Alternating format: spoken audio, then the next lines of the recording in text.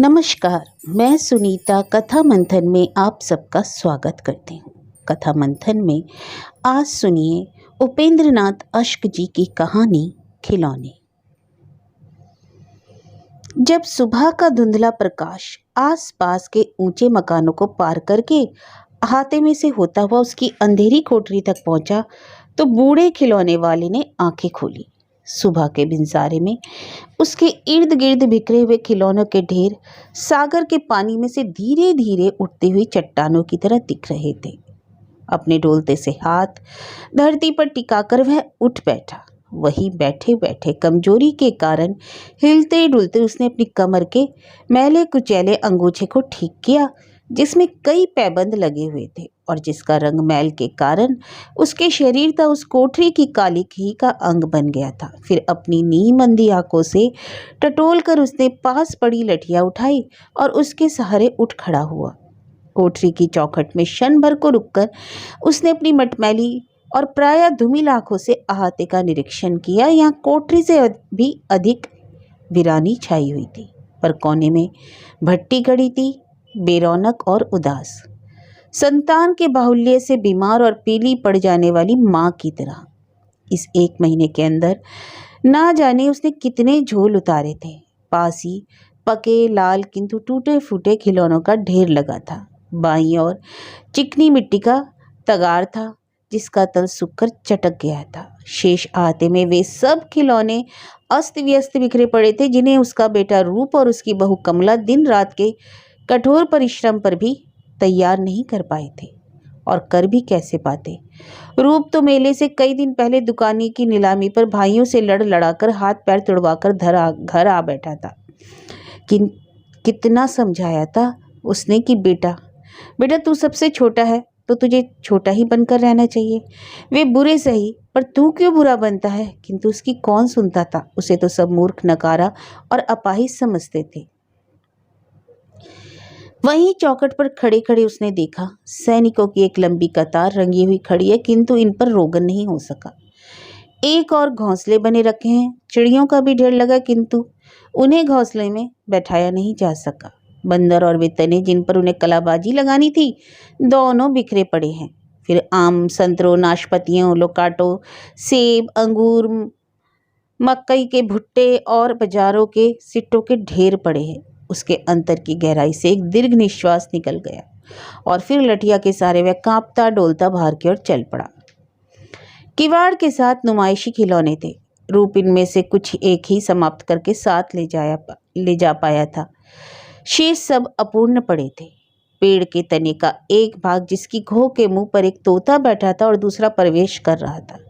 हिरनों की एक सुंदर जोड़ी थी, कान उठाए, गर्दन उड़ाए, चौकन्नी और चुस्त। एक परी थी, पंख पसारे अनजाने आकाश में उड़ जाने को प्रस्तुत। अपनी धुंधली पथराई सी आंखों से बूढ़े ने उन सब खिलौनों को देखा। यद्यपि ये खिलौने उसी के बनाए हुए सांचों पर उतारे गए थे, लेकिन वह हस्त लाघव और रंग रोगन की वह सुदक्षता कहाँ। इनमें से हर एक वह 10-10, 20-20 रुपए को बेच आया करता था, किंतु अब तो ये कौड़ियों के मोल बिकते थे। उसके ये बेटे, उन्हें भी वह अपने खिलौने ही समझा करता था, पर अब तो उन सब ने उसे खिलौना समझ रखा था। निष्प्राण और निर्जीव सा खिलौना। माथे को ठोक कर उसने किवाड़ बंद किया और ताला लगा दिया। पड़ोसी बनिए की हवेली के सामने बाजा बज रहा था। शायद बनिया अपने पहलौठी के बच्चे को लेकर बाबा सोडल की मन्नत पूरी करने जा रहा था। सोडल बाबा हैं जो दूध पूत के दाता। जब उसके घर कोई संतान ना हुई थी तो भी उसने भी सोडल बाबा की मन्नत मानी थी कि जब उसके घर बच्चा होगा तो वह उसे लेकर बाजे गाजे के साथ सोडल बाबा की सेवा में उपस्थित होगा। और जब उसके घर जग्गू हुआ तो मेले के 11 दिन पहले उसने स्वयं 4 प्यालों में गेहूं बोए थे। प्रतिदिन सुबह शाम उन्हें शुद्ध पवित्र जल से सींचा था। और यह देखकर कि पड़ोसियों के प्यालों के पीले जर्द अंकुरों की अपेक्षा उसके प्यालों के पौधे गहरे हरे रंग के हैं और 2-2 बलिष्ठ भी ऊंचे भी हैं, खुशी उसके अंगों में समा न पाती थी। इन सब का अर्थ यह था कि सोडल बाबा उस पर खूब प्रसन्न है। बाबा की पूजा के निमित्त मठरियां बनाने के लिए वह अति उत्तम गेहूं लाया था, मोटे मोटे शरबती रंग के। सूप में फटक कर और पानी में भिगोकर उसने उन्हें बिल्कुल साफ किया था। फिर 11 दिन उन्हें धूप में सुखाया था। इस बीच वह स्वयं उनकी रखवाली करता रहा ताकि देवता के चरणों में चढ़ने से पहले कोई चिड़िया उन्हें झूठा न कर जाए।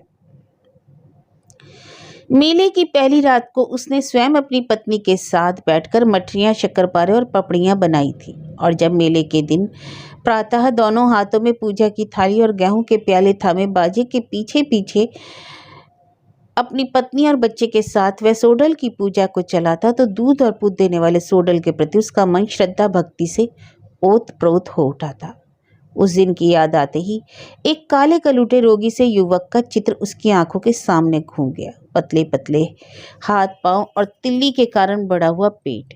यह था जग्गू, उसका पहलोटी का लड़का, जिसके जन्म पर बाजे गाजे के साथ वह सोडल के मेले पर गया था। जिसके जन्म के साथ ही उसके मन में सुंदर सपनों ने जन्म लिया था, किंतु समय के साथ उसके सपने भी जग्गू ही की तरह पीले और बीमार और बेढंगे हो गए थे। उसने बाबा सोडल की सब मन्नतें मानी थी और प्रतिवर्ष बड़ी श्रद्धा से उनकी पूजा करता रहा था। और सोडल बाबा ने भी दूध और पूत से खूब ही उसकी गोद भरी थी। जग्गू के बाद उसके 3 लड़के हुए थे, सुंदर, हरि और रूप। बाबा सोडल है भी तो दूध पूत के दाता, किंतु उनका काम दूध पूत देना भर ही है। शेष जीवन से उन्हें कोई सरोकार नहीं। बात को दूध चाहे फट जाए और पूत चाहे कपूत हो जाए।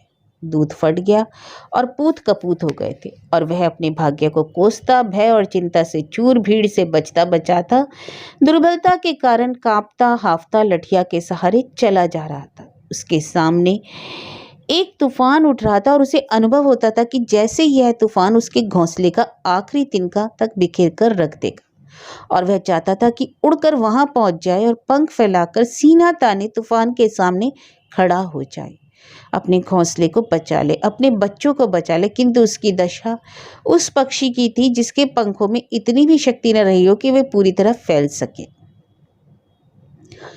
चारों भाइयों की दुकानें जमीन के एक ही टुकड़े पर साथ साथ लगी हुई थी। पहले इस टुकड़े पर केवल एक दुकान लगती थी, फिर 2 लगने लगी, फिर 3 और अब थी 4। प्रकट वहां अब भी एक ही दुकान लगी प्रतीत होती थी, किंतु वास्तव में रूप और उसके भाइयों की दुकानों में एक अदृश्य दीवार आ खड़ी हुई थी। प्रातः इधर श्रद्धालु बाबा सोडल के दर्शनार्थ आने लगे, उधर चारों भाइयों में होड़ लग गई। सोडल के भक्त बड़े दरवाजे से आते तालाब के पास बैठे हुए पुजारियों के सामने पूजा के निमित्त लाई हुई मठरियां ढेरी करके प्यालों को तालाब की सीढ़ियों पर फेंक स्नान करते, फिर अपने पूर्वजों को पानी चढ़ाते और एक एक पुरखे का नाम लेकर 11-11 बार तालाब की मिट्टी निकालते। फिर सब परिवार सोडल बाबा के मंदिर की परिक्रमा करते हुए खोचे वालों की असंख्य दुकानों से खाते और बच्चों को खिलाते हुए खिलौने की इन चारों दुकानों के सामने से गुजरते, क्योंकि लौटने का दरवाजा इन दुकानों के पार्श्व में ही था। रूप की दुकान सबसे आगे थी, उसके बाद हरि की, फिर सुंदरी की और आखिर में जग्गू की। रूप की चोटें अभी तक ठीक ना हुई थी, वह कमजोर भी था, इसलिए चुपचाप गद्दी पर बैठा था। उसके मोहल्ले के 2-1 लड़के बड़े उत्साह से उसके काम में हाथ बटा रहे थे।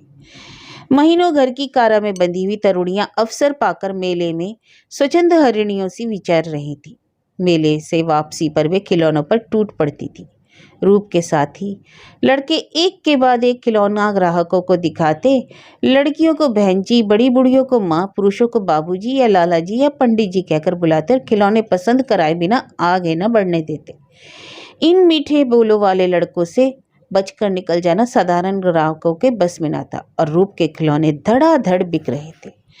ज्यों-ज्यों रूप के खिलौने अधिक बिकते, हरि और सुंदरी के मन में धुआं उठता, ईर्ष्या द्वेष का धुआं। रहा जग्गू, वह तो ईर्ष्या और द्वेष से परे था। अपने फूले हुए पेट, कंकाल मात्र शरीर, लकड़ियों से सूखे हाथ पांव लिए वह भीगी मिट्टी की तरह पड़ा था। सहसा हरि एक स्टूल पर खड़ा हो गया और आवाजें देकर खिलौने बेचने लगा। उसकी देखा देखी सुंदरी भी उठा, किंतु रूप की दुकान पर एक के बदले 2 लड़के खड़े हो गए। रूप के होठों पर विजय की एक हल्की सी मुस्कान फैल गई।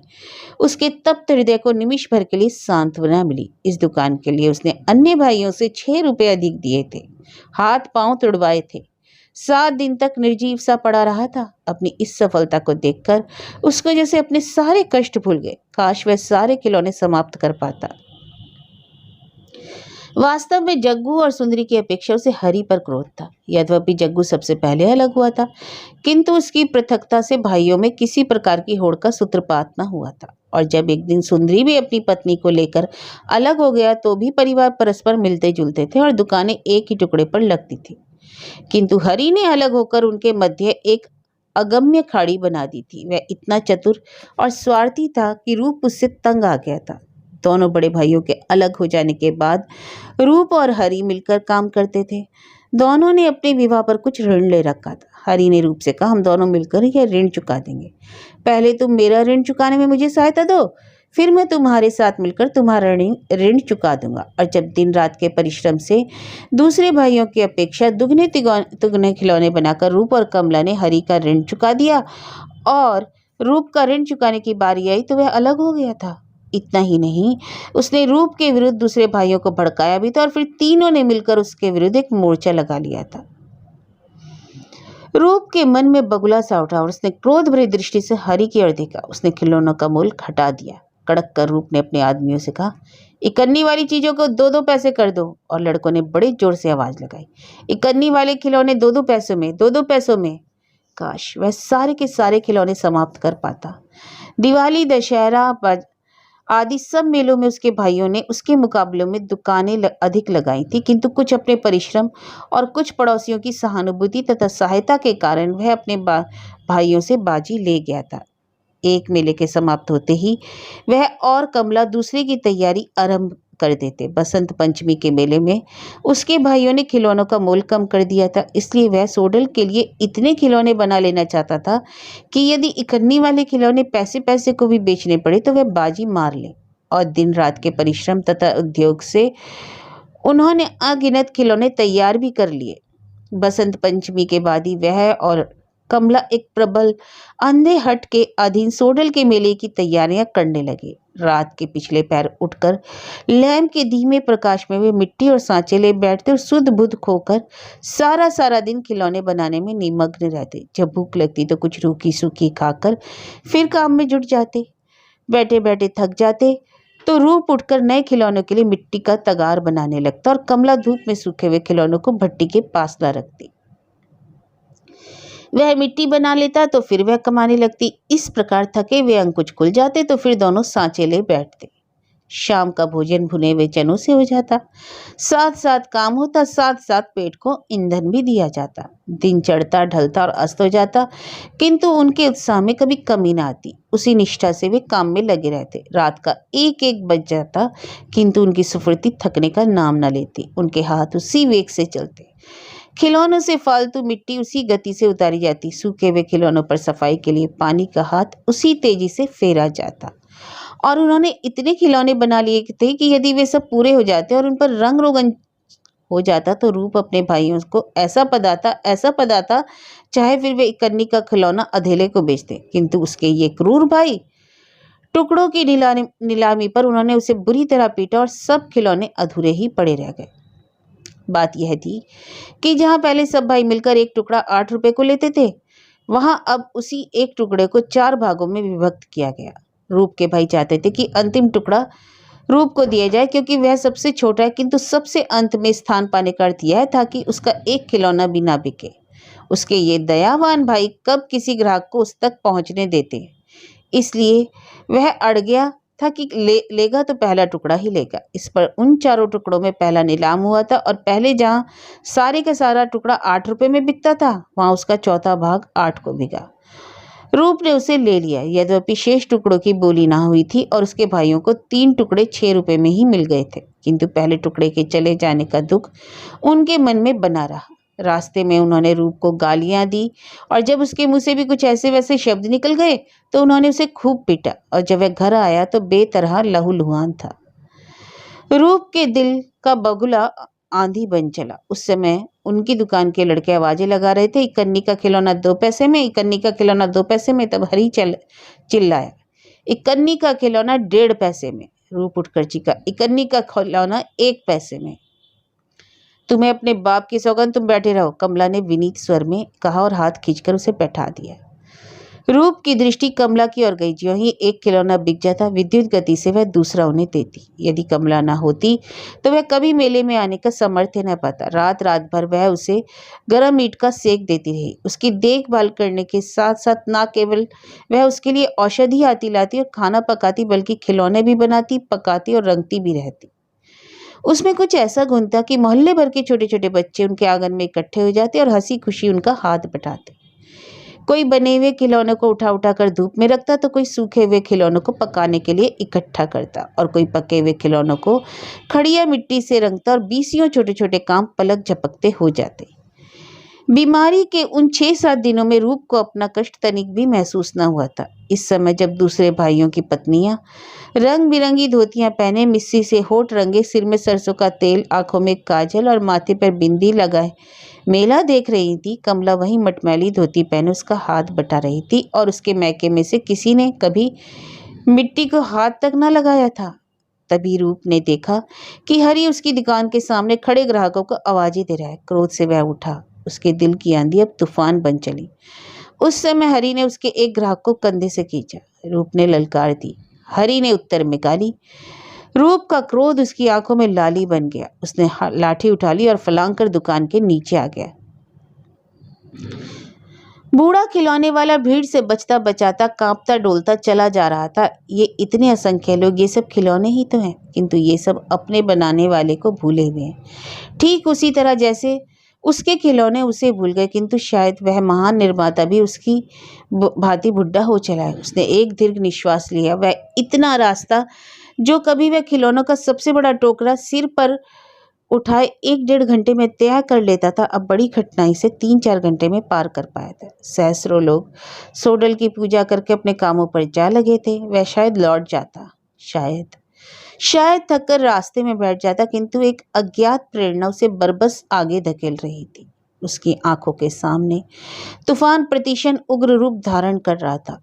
उसे लोगों की भीड़, खोचे वाले, सबीली दुकानें, कुछ भी दिखाई न दे रहा था, और वह अनुभव कर रहा था जैसे यह तूफान उसके घोंसले के तिनके बिखेर देगा। वह तूफान के सामने छाती फुलाकर डट जाना चाहता था।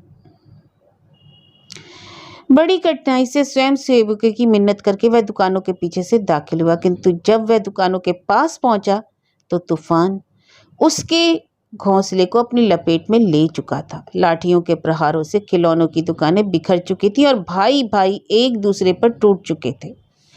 बूढ़े का कंपन सहसा बंद हो गया। उसकी कमर न जाने कैसे सीधी हो गई, उसकी थकान न जाने कहाँ उड़ गई। क्षण भर के लिए उसने अनुभव किया जैसे वह अभी वही पुराना खिलौने वाला है और वे उसके बनाए हुए खिलौने हैं जो आपस में गड़बड़ हो रहे हैं, और उसे उनको फिर यथास्थान रख देना है। वह लाठियां उठाए उस तूफान में घुस पड़ा। मेला समाप्त हो गया। रूप, हरि और सुंदरी मेले के अस्पताल में पट्टियां बांधे खड़े थे। चारपाइयां, लकड़ी के तख्ते और टीन के खाली कनस्तर जिनसे वे दुकानें खड़ी की गई थी, और वे खिलौने जो उन दुकानों में सजाए गए थे, सब बिखरे पड़े थे, और सबके मध्य एक औंधी चारपाई के नीचे बूढ़ा खिलौने वाला मरा पड़ा था, संसार के उस आदि कलाकार की तरह बेबस, जिसने खिलौने बनाकर उन पर अपना अधिकार खो दिया था और स्वयं एक खिलौना बन गया था, निस्पंद और निष्प्राण। लाठियां अब